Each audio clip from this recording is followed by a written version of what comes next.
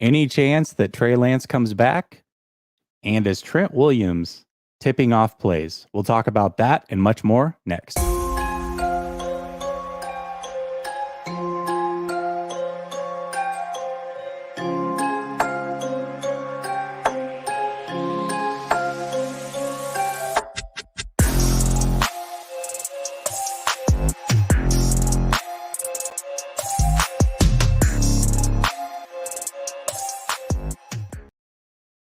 Now, normally this is where I have a last second sports intro, but this is different. You see the Hammer and Nails tag. Normally we're just live on Jack's channel, but tonight we are live on both channels because Sunil was unable to make it to the show that we would normally run afterwards. So that being said, we are live on Jack's YouTube channel. We are live on Last Second Sports. Jack, my co-host, how you doing tonight, my man? I'm good. I'm excited. I get to be on Last Second Sports finally. You finally, this is the first time I think since the 2021 draft where you invited me over here. You've been stealing all of the Hammer and Nail shows over on your channel, and I said it's my turn to have some love too. That's right. It works out good for both of us. This is fun. Absolutely. We got a lot to talk about tonight, Jack. There is... I've set the Twitter world on fire, and we'll get to all that in just a moment. But there are some other 49ers things to talk about. And the first one is CMC and Deebo. We finally got to see them play together with both of them having full preparation time going into a week. And, you know, it may have looked like you thought. Maybe it didn't look like you thought it would look. But overall, the result was the 49ers won. There are things to build on. So, Jack, I'll ask you, what are your thoughts on the CMC and Deebo combo and what it looked like first week together? You know, and watching it back on the All 22, it wasn't as bad as I remember it from Sunday night. It was a little bit better, and I think in some ways, Jimmy Garoppolo held it back a little bit because there was a couple times on RPOs where he made the wrong read. Instead of giving it, he threw, and instead of throwing, he gave, and those kind of things. I think when it comes to McCaffrey and Deebo, our expectations are just so high, right? Because we've seen what both these guys can do by themselves.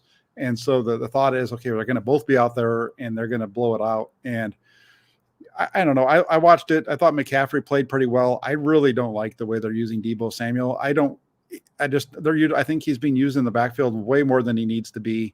Let him go back and play wide receiver. The best thing the 49ers did, one of their best plays on Sunday night was allowing Christian McCaffrey just to be a running back and have it was a pass play, very similar to what they did against the Rams, where they worked George Kittle to the left side and they put a defender in conflict. It was either going to be McCaffrey or Kittle.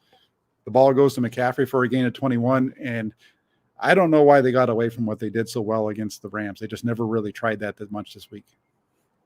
Yeah, I think we talked about this a couple weeks ago. I know that I talked about it in a segment on one of my shows, but do you think that Christian McCaffrey coming over devalues Deebo Samuel at all? From a running game standpoint, it does, because he does all the same things that Deebo Samuel can do. I think I look at the game yet on Sunday, and in some ways, I think Shanahan's getting a little too cute with both of them because they do affect the way that the defense moves so much. But I don't like seeing Deebo. I don't think there's a need for Deebo Samuel to be in the backfield as often these days. He one of the reasons they didn't score in the red zone on one of their runs was because one of their trips down there was because Deebo Samuel's not a running back and they're trying to run him up the middle and he doesn't follow his blocker. And so he gets tackled after a gain of 7 instead of being a touchdown. I just want to see Deebo Samuel as a wide receiver again. Yeah, I do throw too. Him back there every once in a while, but not as much as you're doing. Yeah, absolutely. And I don't mind him being back there. I also, you know what I would like to see again? I'd like to see the jet sweeps from him. I would like to bring that back a little bit. I think that's totally fine. It's a different way to stretch out the defense. I don't mind them being in the backfield together, especially when one goes in motion, because you can see that the defense is in conflict. Like, okay, well, do I follow CMC or Deebo, or do I keep my eyes on the backfield? So I don't mind that as much, but I do agree. I mean, at the end of the day, Deebo Samuel is a receiver, and he's being paid a lot of money. to be a weapon. I get that. But now that CMC's here, I think that it takes away from Deebo having to do some of those things. So let's get back to being the receiver that was able to get 1,400 plus yards receiving last year and do it really in minimal games, because there was a lot of those games where they just turned him into a running back. Deebo Samuel is a special player. Right now, it's a little out of rhythm. I think that it'll probably get back on track at some point. It's got to happen soon, though. I mean, they are late, starting to get late into the second half of the season, but I think that they'll figure things out. I do think red zone, though, is a good call out by you. Certainly, there are some issues there, and you would think with having 5 all-pro caliber players on offense that you would be able to punch the ball in. And by the way, Jimmy Garoppolo is not playing bad football, so it's not on Jimmy Garoppolo either. For whatever reason, though, this team does struggle in the red zone. You touched on it a little bit. You want to elaborate? Yeah, you look at this, and Kyle Shanahan talked about it yesterday too, right? Because he was asked about it because the offense isn't scoring points, and he was asked about, in particular, because he did mention the red. They got down there 5 times, and they only scored 2 touchdowns. And the difference between scoring 30 and 22 was their inability to punch it in the red zone. And going through it and looking at the film, it's different guys, right? The first possession, I think if we just go through the plays, Garoppolo does a really good job of throwing the ball out of the back of the end zone, which surprised the heck out of me because we never see him do that, right? How nice would it have been if he had done that against the Titans last year, So that's the first one. Then you get what should have been a touchdown from Deebo, and then the third one, and they just to get no push. Then the second time they're in the red zone, I don't remember that one quite as well. I think that was the one where, they get stuffed. It's third, and that's the one where he screws up on the RPO. That's what happens there, right? They run the ball on first down. They'd run the ball 2 times. They'd run that zone read right up the gut 2 times in a row, got down to the 8 or 7. They try to run it again. Jake Brendel gets beat, and Elijah Mitchell gets dropped for no gain. And then they run that little RPO thing. Garoppolo screws up and throws it to the flat to Elijah Mitchell instead of giving it to Deebo. If he hands that off to Deebo, it's Samuel against the safety 1-on-1 for a touchdown. I'll take Deebo on that every day. And then the third one is the drop by Brandon Ayuk. And that's tough, right? Brandon Ayuk's been your best receiver all year. He's been your most consistent guy. And he struggled in this game. He had the fumble early on, and then he has the drop. And then you get to the last one, and he had said that, if the game situation dictated for him not to throw it, but it would have been a good spot to throw it in. The third down, you have a couple of things happen. You have Michael McGlinchey get beat off the snap, and you have Elijah Mitchell slip. And so you don't get it. You kick a field goal instead. I don't know. I look at it, and the 49ers offense is I think they're moving the ball up and down the field. If they can just stop shooting themselves in the foot the way that they do on a regular basis, this team could be unstoppable. Yeah, I agree. The other thing, too, that I noticed is there was a pass play. I don't remember the drive. I've been on this whole Trent Williams mission the last couple of days, but there was a pass play inside the 10 that was interesting to me, and I didn't understand it because it was a 2-person route.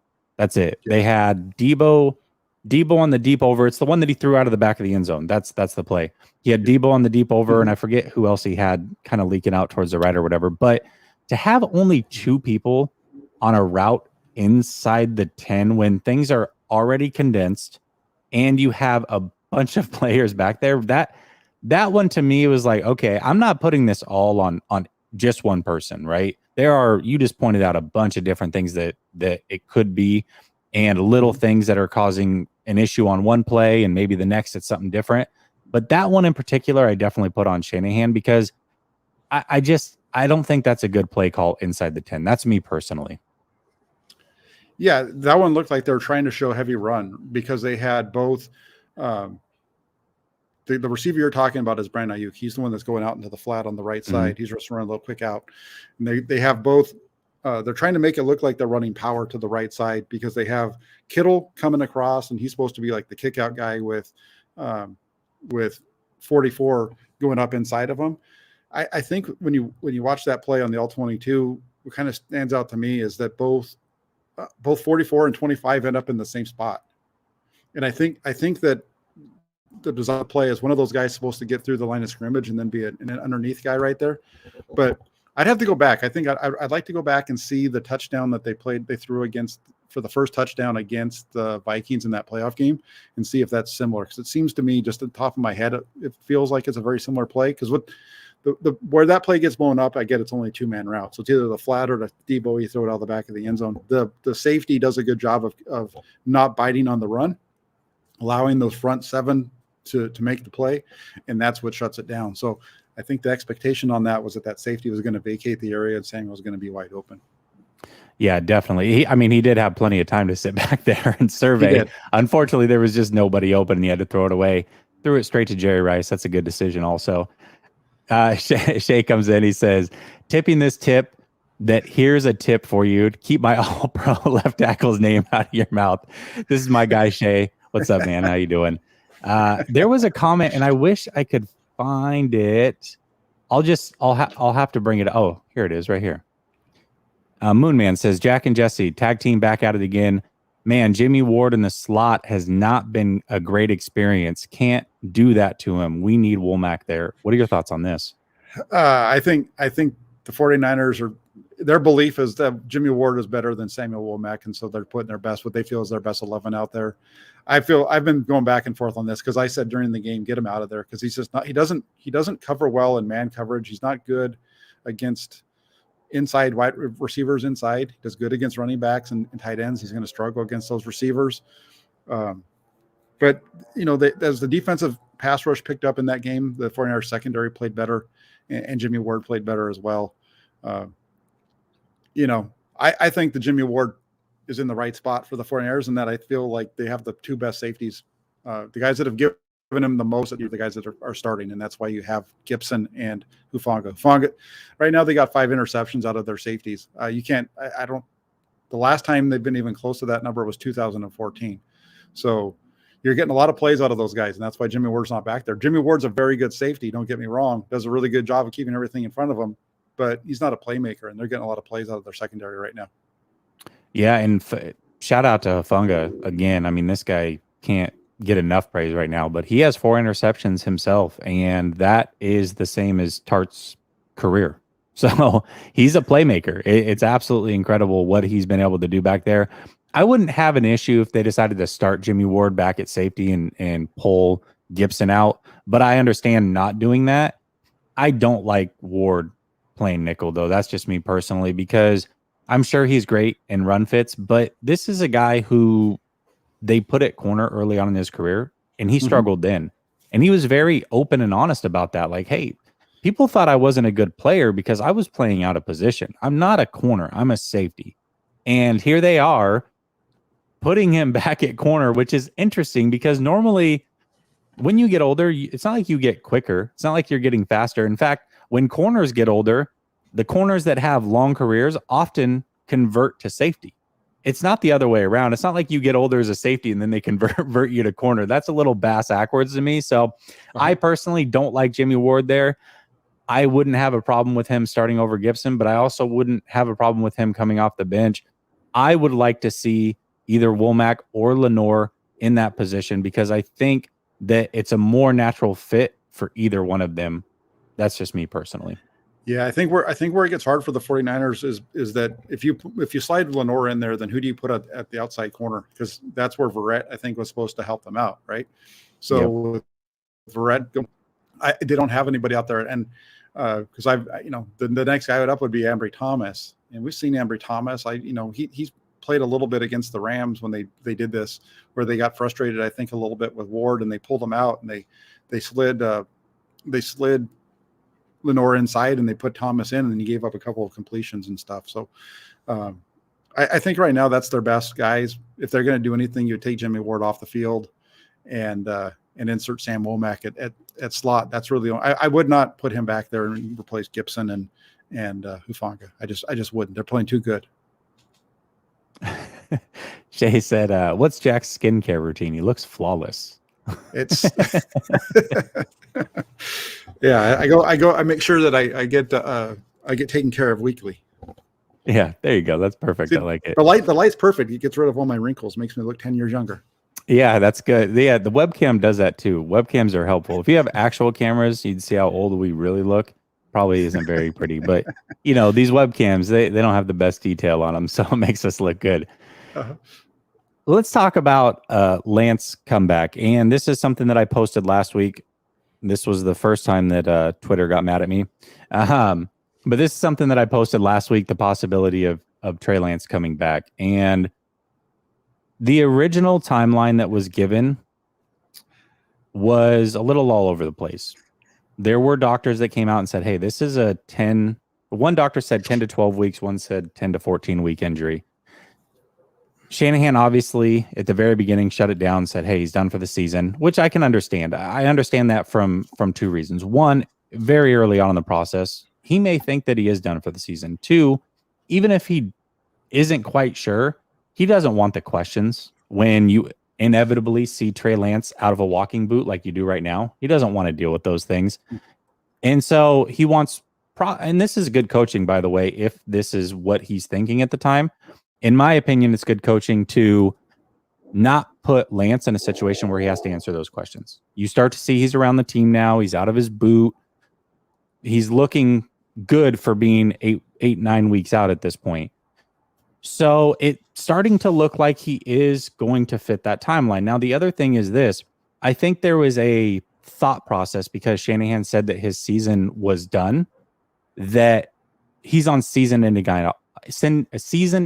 IR, and that is not the case. There is no season-ending IR. That ended in 2012. There is just IR, and you can only bring 8 players back. So I say all of this to simply say Trey Lance technically could come back. If approved by the medical staff, it is a possibility. I will say, don't write it out of your mind because this is a bone injury. This is not a torn ACL or anything like that. Once a bone is healed, you are, and if you're cleared, you're good. Doctors in those instances will actually push you really, really hard and force you outside of your comfort zone and have you get over some of your mental anxieties over a bone break. Ligaments are much different. So I don't think it is out of the realm of possibility that Trey Lance is brought back. Now, I don't want to see him brought back and thrown immediately into the starting lineup. That's not what I'm saying. But this is a kid that is the future of the team. If he is able to be medically cleared, I say bring him back. Let him be the backup quarterback. Let him run scout team. Let him get as many physical and mental reps as he can. And then if, God forbid, something happened to Jimmy, at least they aren't going to Purdy and they can go to Lance. But only if Trey Lance is medically cleared. That's my stance on it. Jack, what is your thoughts on this situation?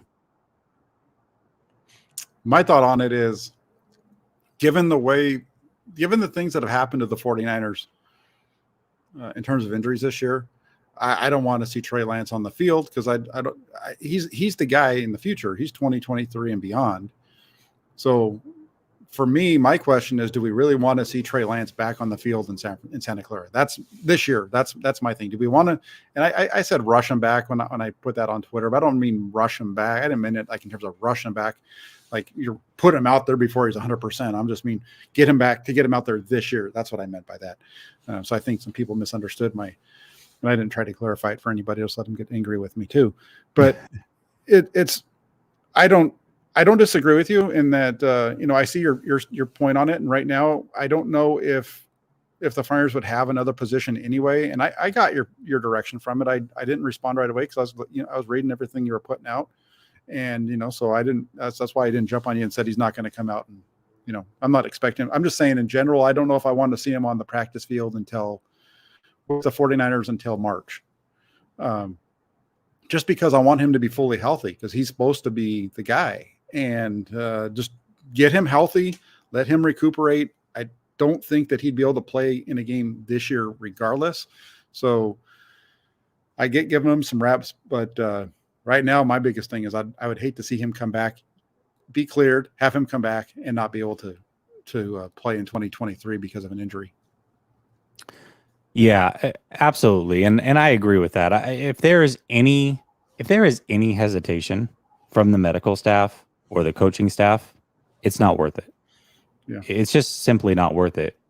However, if he's medically cleared, he's able to pass all the tests, he's able to jog, he's able to run, he's able to cut, he's able to show that he's actually healthy. I have no issue. And in fact, I would encourage that they do bring him back to get those reps. Again, I want to be very clear. I'm not saying Trey Lance should start. That is not at all what I'm saying. I'm just saying if he can get those reps, I am all for him doing that, as long as he can do it safely and be completely cleared with no worries medically. Yeah, I know. And your point, I think anybody that's watching this, they should get that by now. She said it a couple of times, and I get it, and I'm with you. If he's 100% and he's medically cleared and all that kind of stuff, I totally see where you're coming from. My whole thing is just 49ers don't have a good track record of keeping guys healthy, and I would like to see them give this guy as much time as possible to work away from the facility before he comes back in Santa Clara. Yeah, and that's totally fair. Mm-hmm. Hold on. Let me catch up on these darn comments and make sure we're not missing anything. Here's Flav. He says, I was thinking that the Niners might trade Deebo after this year with McCaffrey. If he's devalued and basically just a wide receiver now, would he want out? Thoughts? I don't know if he would want out. Here's the thing. The trade request thing was very real. There shouldn't be a debate about that anymore. But that to me was also more about money. And it was like, hey, if you're not going to pay me what I'm worth, I'm willing to leave and get paid somewhere else and get this money that I deserve.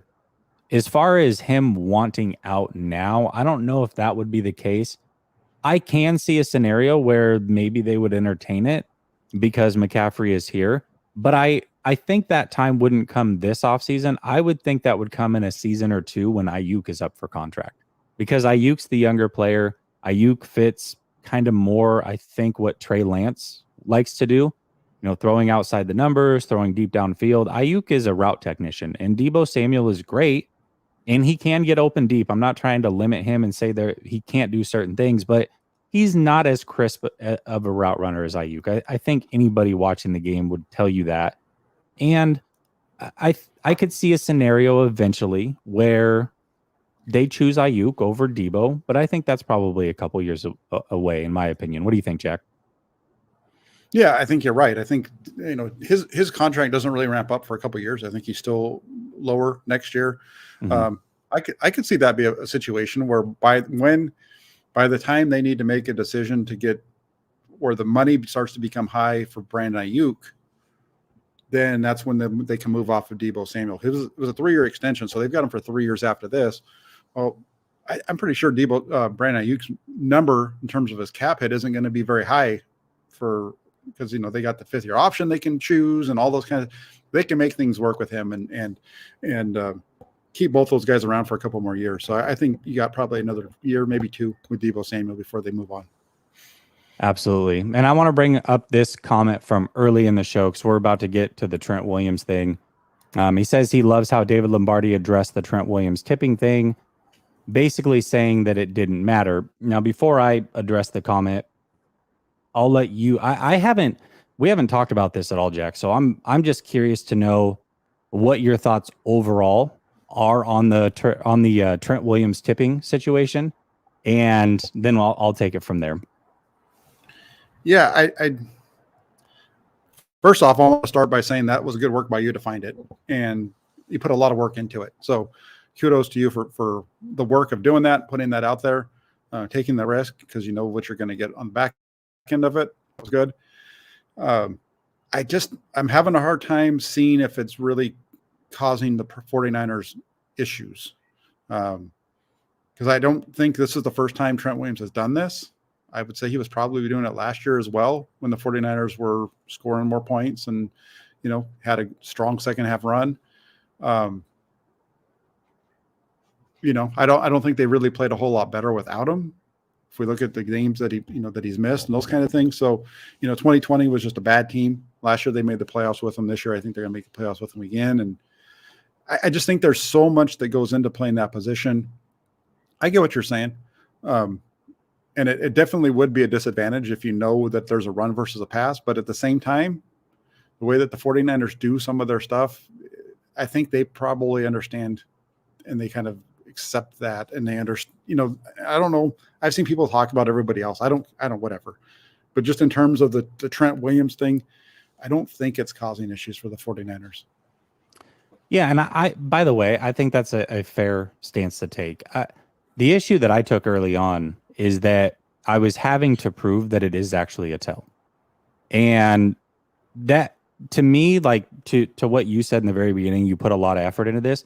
It wasn't just that I posted it on Twitter and then made a video about it. I put about 5 hours of film review into figuring out that this was an issue, and it was an isolated issue to Trent Williams when it came to the 49ers. Now, I'm sure that there are tackles across the league that may do something similar. What I can tell you is, in comments that I got a lot of were, every tackle does this. And there is some truth to that. Every tackle does this in the league when it is obvious passing downs. Not every tackle does this when it is, say, 1st and 10 and plenty of time is left on the clock. You have no urgency.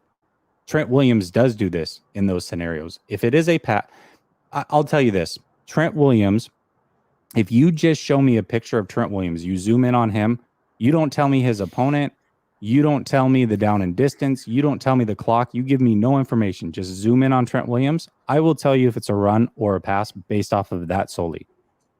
Now, does that mean it's an issue? I think that's where the debate comes in. But I want to be clear, there should be no debate on whether he does have a tell or he doesn't have a tell. And I have, there's crazy engagement on this thing. It's up to like 4 million eyes on this thing. I never expected anything like that to happen. But through that, there has been a lot of education on either me educating other people and people educating me. I've had ex-offensive linemen, NFL offensive linemen comment on it. We've had conversations. I had a O-line camp with tons of followers, like 50,000 followers, comment on it. And his comment at first was, not a big deal. All offensive tackles do this. And I responded with multiple screenshots proving otherwise. And he goes, wow, okay, maybe we need to dig into this a little bit further. They're actually going to have a podcast talking about this very thing because he found what I replied with very interesting. As far as what Lombardi said, it sounds like he has a YouTube video. I don't know what the details of that are. Maybe it came across very different. But what he tweeted was very, in my opinion, very disrespectful. He basically said that I was making things up and I don't know what I'm talking about. And that's where I draw the line because, like I said, I put in a lot of work to show that it is very obvious he has a tell. McKivitz doesn't do it. McGlinchey doesn't do it. It's not a 49er thing. The Falcons don't do it. And there's 3 other teams that I watched brief things of that they didn't do it either. Trent Williams clearly has a tell. Now, does it impact things? I don't know. I don't think we would ever technically truly know. The 49ers do have a lot of offensive issues. I will be clear about that. They have so many offensive issues that this is probably pretty low on the list. But what I will say is, if you have an opposing defender come out in week 1 and tell you that this is happening, they're picking up on it too. And at what point does it start to be an issue? I don't know. I don't know the answer to that. But to me, it's not nothing. There's something to it. It's an obvious tell. And we'll see if it ever becomes an issue. And let me clear this up too. It's not going to impact Trent Williams. Trent Williams is the best left tackle of this generation. He is one of the best left tackles of all time. He could look at his opponent straight across and say, hey, we're going to run this play, and they wouldn't be able to get around him because he's that damn good. It's like Kobe Bryant in the post or Michael Jordan in the post. You know a turnaround fadeaway is coming, but what are you going to do about it? Where I think that it could be an issue is if the defense is communicating. I think it puts stress on the players around him because now the players that are lined up in front of them know what's coming, and they are not Trent Williams. That's where I'm saying the issue lies. It doesn't lie in Trent Williams. Trent Williams is a 9-time Pro Bowler. He's a Hall of Famer. He is a very, very good player. It's not him that I'm worried about. It's the players next to him that I'm worried about. And that's where I'm coming from on the whole situation. No, and you're cool. And real quick, I want to address this too, because I hadn't seen his comments until we got on this live stream and somebody brought him up. I'm just going to read him real quick, and I'm going to give you my response to it. I'm going to break it up into a couple pieces. He says, I actually had a conversation with Trent Williams regarding some of these stance concerns that people have been making up online a few weeks ago. Okay, I just got to stop right there. Hey, David, if he's making it up, why the hell did you ask the question? If this isn't, if there's no concern, why did you feel the need to go ask Trent Williams about it? Because if there's nothing to talk about, if it's not a concern, or if it's being made up, why would you go ask the question? It's a bunch of bullshit. You don't have to necessarily be the smartest guy in the room all the time. Sometimes other people find things out.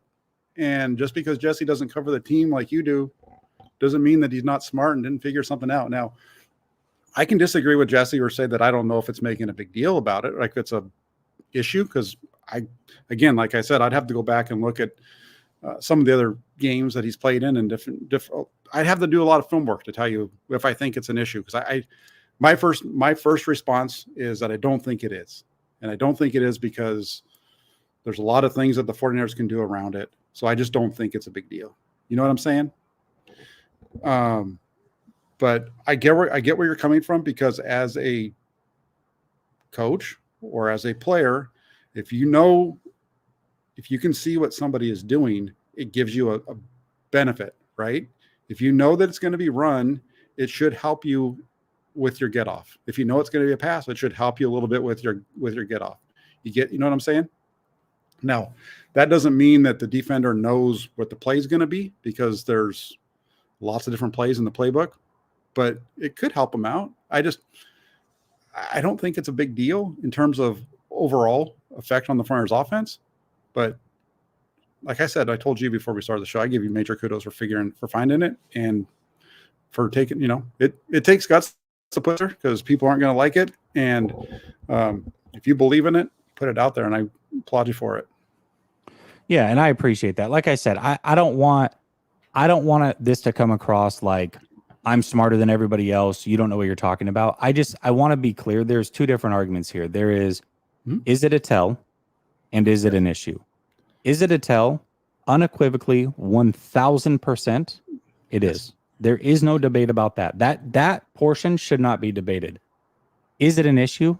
I don't know. I personally think that it is, but I'm not going to tell somebody they're wrong if they don't think that it is. And so that's where I think the debate is fair and healthy, and we can have those conversations.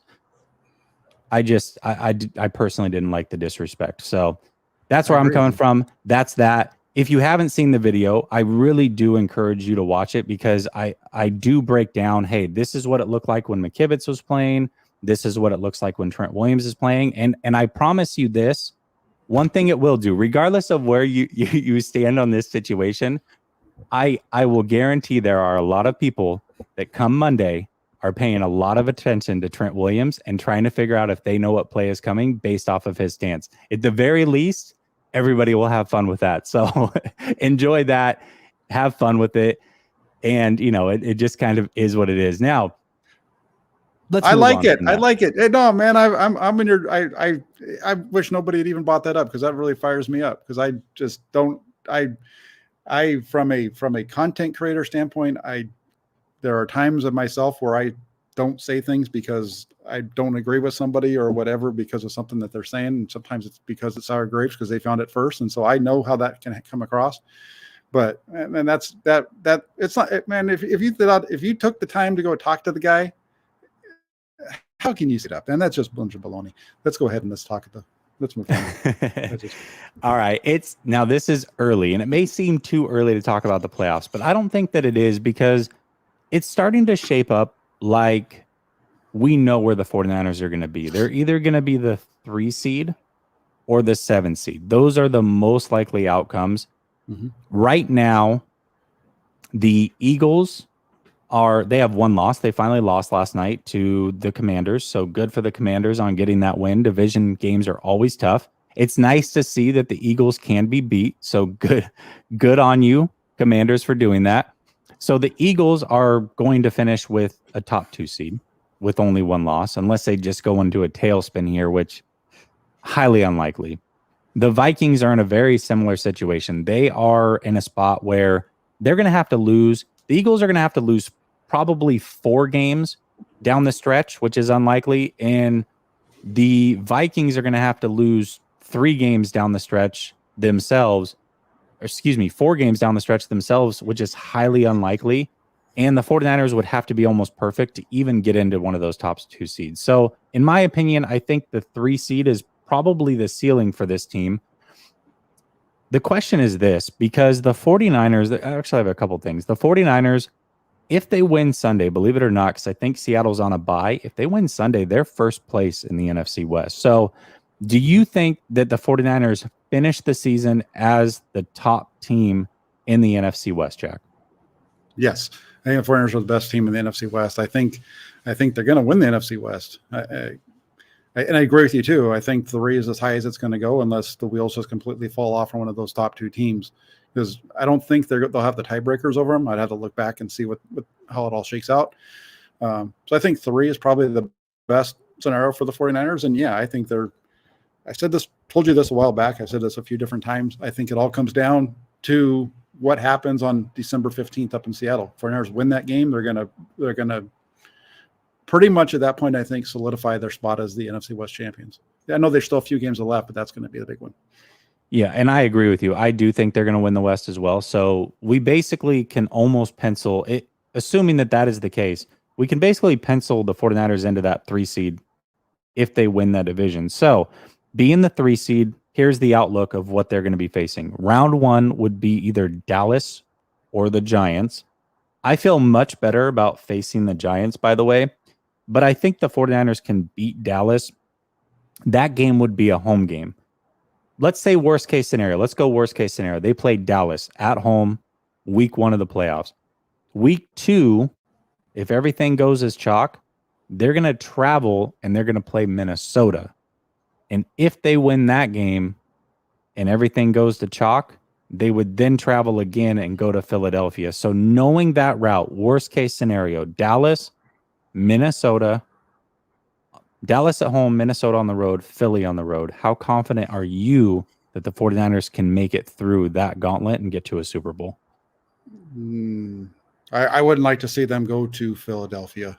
I think I look at the NFC and it's 49ers and Eagles. Those are the top 2 teams. That's the NFC championship game to me, most likely. And that's going to be a really tough one against Philadelphia. Philadelphia just has such a good defense for the most part. And that running game, that quarterback with Jalen Hurts, 49ers defense, that scares me. They were close to beating them last year, and Hurts wasn't playing as good as he is right now. And that defense is really good. And playing in the cold in Philly, I hope somebody knocks them off before the 49ers get there. Yeah, absolutely. Let me get to some of these super chats real quick. I agree, by the way. I don't want to go to Philly.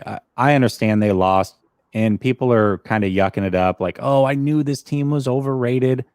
I don't look at Philly like that at all, personally, because to me, first of all, it's a division game. We saw the 49ers last year who were this far away from going to a Super Bowl and probably winning a Super Bowl, and they lost to an Arizona Cardinals team that was so depleted.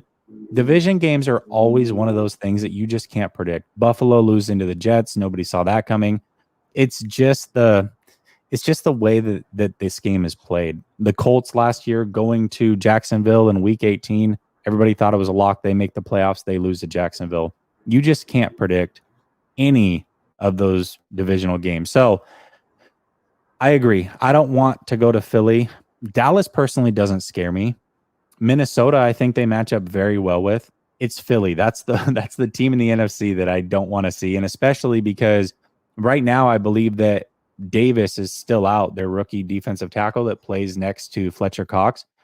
He's a big boy, and once he's back in, it's much harder to run on that team, and that's where the 49ers want to make things happen. They want to make things shake through the running game, and if they are unable to do that because Philly is stout up the middle, then it could get very interesting. And being on the road, you don't like that either. So we'll see. We'll see what plays out. But I wanted to put it, and we wanted to put it on the minds of 49er fans that is the likely path that we're going to see in the playoffs. So start to think about it, start to get ready, start to kind of scout the opponents.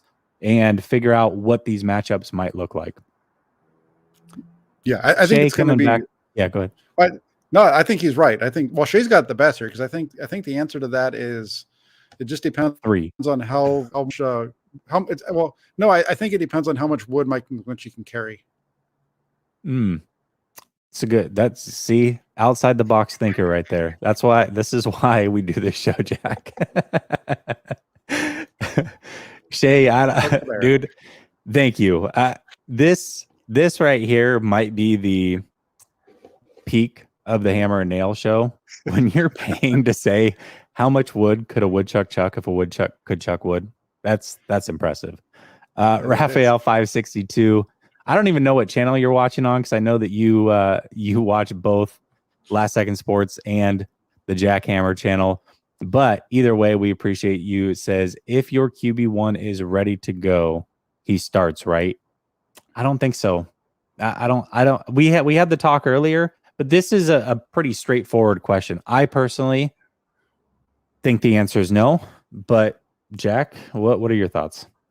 What are you talking about? Your QB1 starting already? No, I'm kidding.